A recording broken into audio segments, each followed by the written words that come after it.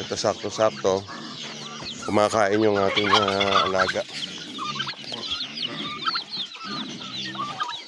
Dahil nung nakaraang linggo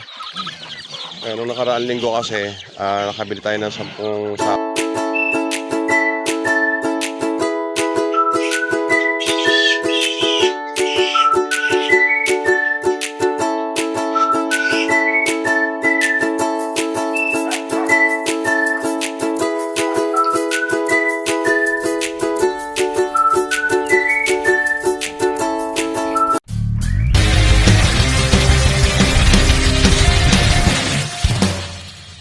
So ayan mga kabrad, isa na naman pong napakagandang umaga. Ito kasama ko na naman yung aking bayaw ay si Joel. Ciao, ciao. Ayan yung aking bayaw. Ay nabutan namin dito nagpapakain. Happy Sunday mga kabrad. Mapagpalang araw sa atin lahat. Ay dinalaw na naman ating mga alaga. Ito sakto-sakto. Kumakain yung ating alaga. Dahil nung nakaraang linggo kasi nakabili tayo ng 10 sako ng sapal at taho. Kaya umabot ng ganito, may sobra pa. Well, yung ano natin, yung starter, bumili pa ako 1 sako ha. Oo, may kalahati pa ako, meron pa akong nakita doon, 1/4 pa yata yan. Starter. Para isang breeder. Sige. Unti-unti lang muna, Moy. Sige, pagkano ni Joel, ano yan? Tapos yung breeder lang ang wala na. Yung breeder, Isang pakain na lang.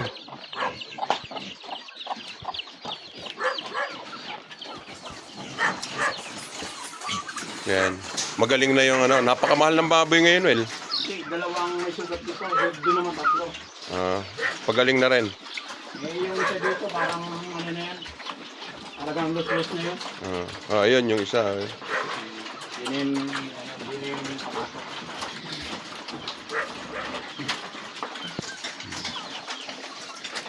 Nabutas na pala yun, Well, yung ano, no? Manipis eh. Hindi, manipis lang naman kasi yan. Dapat yung kapal. Hindi, pagka naman may kuryente na tayo, yun nga, assemble na tayo ng panibagong ano dyan.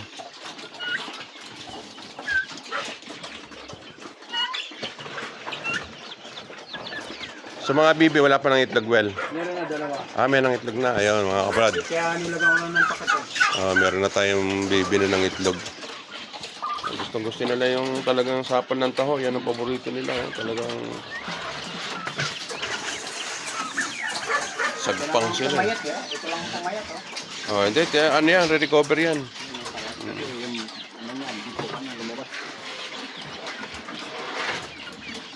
Wala naman na tayong kapunid dyan, kundi yung ano dun di ba? Yung isang... Yung may 6. Yung 6. Yung 6. Tsaka yung 8. Pero sa ano yun, next week na yun. Yung 8, ewan ko, kailan ang barako dun.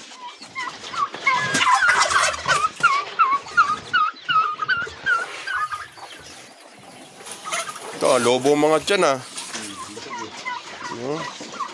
Ito mga kabrad, tingnan, bilog na bilog. Sa sobrang busog.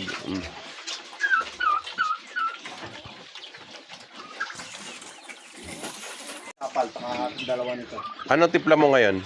2 starter, tatlong sapal. Kulang sa kanila yung tagdadalawa. Hindi, dagdagan mo na yung dagdagan mo yun yung sapal. Oo. Kasi adjust na sila, di ba? Ayun. Kaya kailangan mag-adjust na ako ng sapal. Bali ang gagawin mo, 4 na sapal, 2 ano. Yung ganun. Ayan bilog na bilog Kung walang sapal, hindi mo papaganyan yan. Itong mga kabrad kasi, nung walang sapal noon, talagang hirap kami sa sapal. Maninipis ang katawan yan, tsaka pati yun.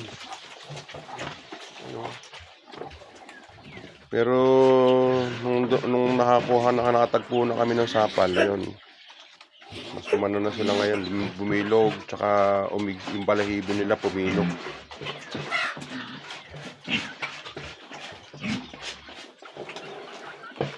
Kaya mga kabrad, paulit-ulit talaga nating sinishare na kung gaano kahalagahan ng sapal ng tao. Importante naman kailangan mga kabrad, bago kayo magpakain ng sapal sa ating mga native o sa mga bagay, sa pato, sa mga pabo, gusto nila yan eh. Sa mga native, meron minsan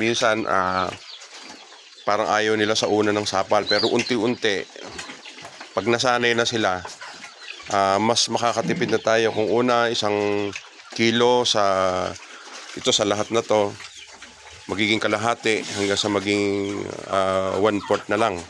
Yun yung papakain, mas marami na yung sapal. Lalo na mga kabrad, kung meron tayong mga na-ferment dito na banana trunks, kasi sa ngayon hindi natin maasikaso yun dahil si Joel dami rin ginagawa dito. Tsaka yung shredder natin sira. Tsaka isa pa, wala tayong kuryente. Pero ngayon malapit na tayong magkakuryente mga kabrad. Nabili ko na rin yung wire. Para ito, yung kulungan natin, iayos na natin, bububungan na natin to. Pati itong ating mga alagang manok, ayan, gustong gusto nila yan.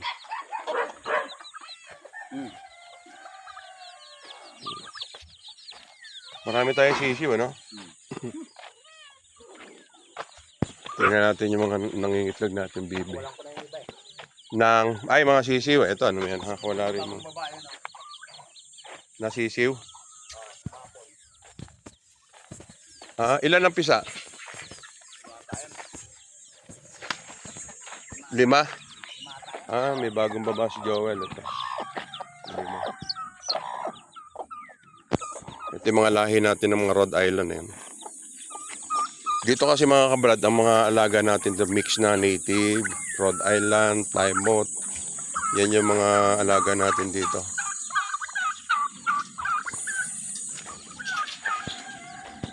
So yung bibi natin ang itlog pala. Ayun. Ayun na. Sabihin na yung itlog na. Nag-umpisa na. Kasi bali ang inahin natin dito mga kabrad, ito 3. Yung isa yun ang itlog na. Ang marami natin ngayon sa sana mabuhay lahat ito, yung mga sisiyo natin. Oo nga, yun nga. Pag nabuhay itong mga sisiyo natin, ito napakarami na natin. Tapos may nangingitlog pa doon, well, di ba? May naglilimlim, 2. May naglilimlim pa 2. Isa dito sa balon. Bakit sa balon? Diyan nagitlog. Likan ko na ng pugad. Meron din tayo palang nangingitlog dito sa balon. Pangatlong salang na nga yan eh. Saan? Dito sa motor? Sa motor? Ayun. Oo nga. Dito siya nangitlog. Dito nga yung nagitlog dyan. Saan? Yan. Diyan sa may takip na yan? Yung ilagyan ko na ng balde, dyan ang itlog eh. Dito rin mga kabrad, meron din nangingitlog. Yun, nakatalikod dito. Doon. May itlog na dyan eh.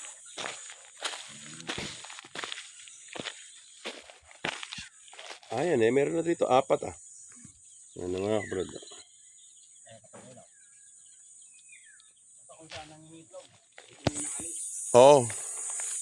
Okay lang naman kasi yan.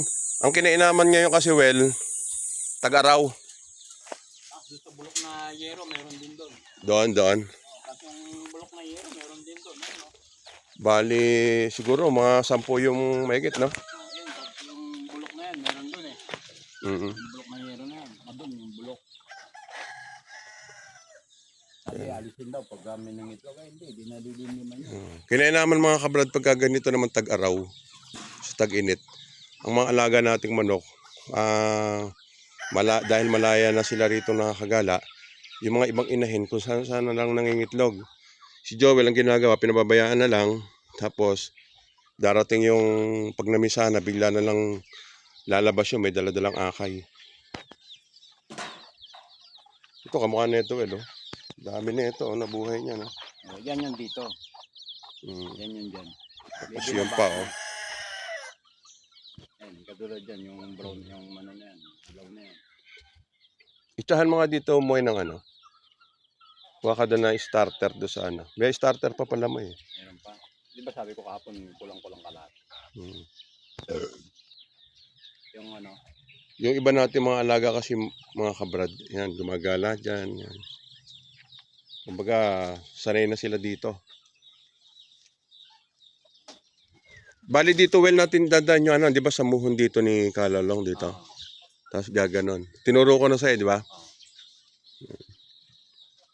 Tapos dito mo sa puno na to, yan yung puno na yan. Ayan mo dyan, maglalagay ka ng pinaka ano, tali. papako kasi kakain. Oo, hindi. Sabay papakainin. Hindi yan starter. Yung breeder. Pre-starter. Sayang yan eh. Ganyan. Ano ba yan?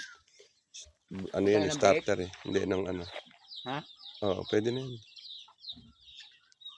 Ano ko lang yung mga alaga. Pabo natin, yung isa doon na mahalimem, ano. Yung nanay nito. Sana nga mabuhay na yun. Ano. Malagbitlog. Pero hindi kami inalis ng bahay niya. So, doon pa rin babalik yun. Oo, yung sa may tuyo. Oo, dyan. Kumuha ka dyan. Ayan, dito mo, itcha mo na lang dito. O kaya doon. Hindi, sabi mo. Hindi. Ayan, sige. Sige, itcha mo dyan.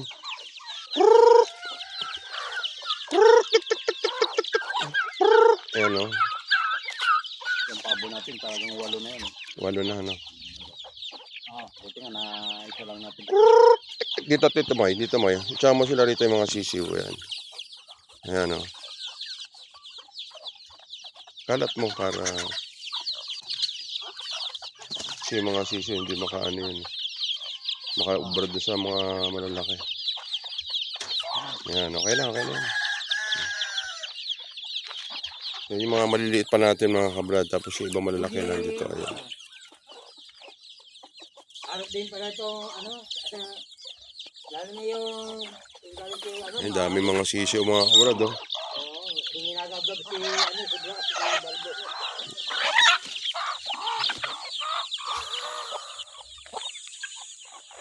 Nakakamiss well yung ano ah. Yan doon tayo kay Ka Claudia, hindi ka makatapak sa sa dami Sa dami naman. ng manok. Hindi. Na? Dumami. Hindi pag yan eh, na ano nga, nabuhay lahat yan. Hindi. Pagka nagkaroon tayo ng bubong, mabubuhay na yan kasi doon sila magtatago. Oo. Wala kasi inis tayong bubong nung nakaraan eh. Oo. Sila makapagtago pag tagulan. Hindi ito nga yung ano natin. Yan ang sinasabi ko kay Kalulong, yung kulang pa tayo sa bahay ng manok. Manok na.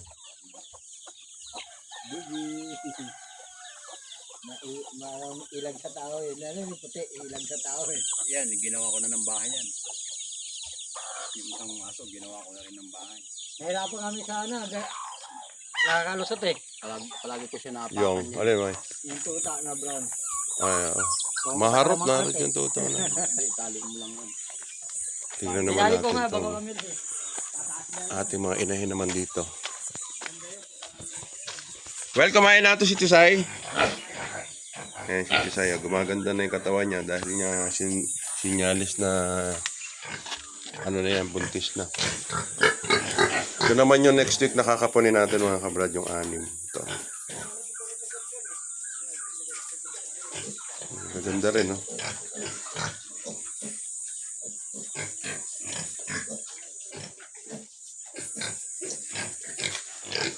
Oh, Bruno. Ganda ng katawan mo, Bruno, ah. Si Tisoy pala. Sorry. Ito naman yung dalawang inahin.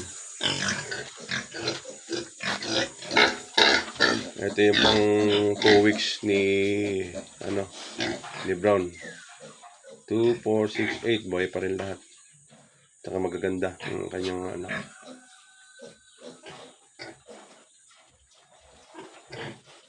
Ito na lang naman yung sa susunod natin kakapunin yan. Saka yung nandun. Yung 6. Ano, Chay? Chay? Brown?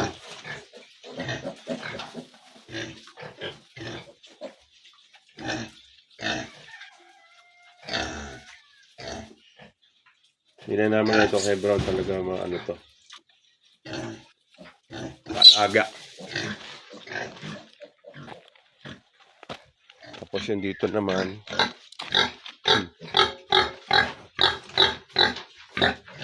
ito nakapunan natin yung mga kabrad, yung apat na to. Yan.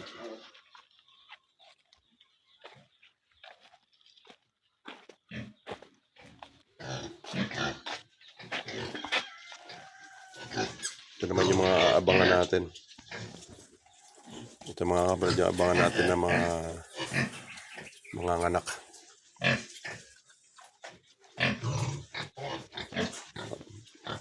Panday din na si puti.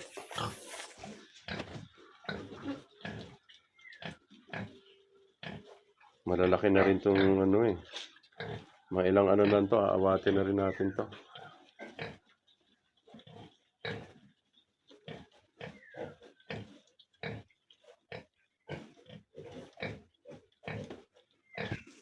So, ayun nga po muli mga kabrad. At tayo tagumpay na naman itong araw na ito, itong umaga. Dahil, unang-una, meron tayong nakuhang mga sapal ng taho. Pang-stock natin dahil itong Holy Week, posible baka hindi sila magrasyon ng sapal ng taho. Kaya, kumuha tayo ng panibagong 10 sako. Kaya, safe na tayo itong sa isang linggo na ito at saka mga sa susunod pa. Dahil yung mga alaga natin safety na sa yung kanilang mga pagkain. Kaya muli mga brad, muli maraming salamat. God bless po sa ating lahat.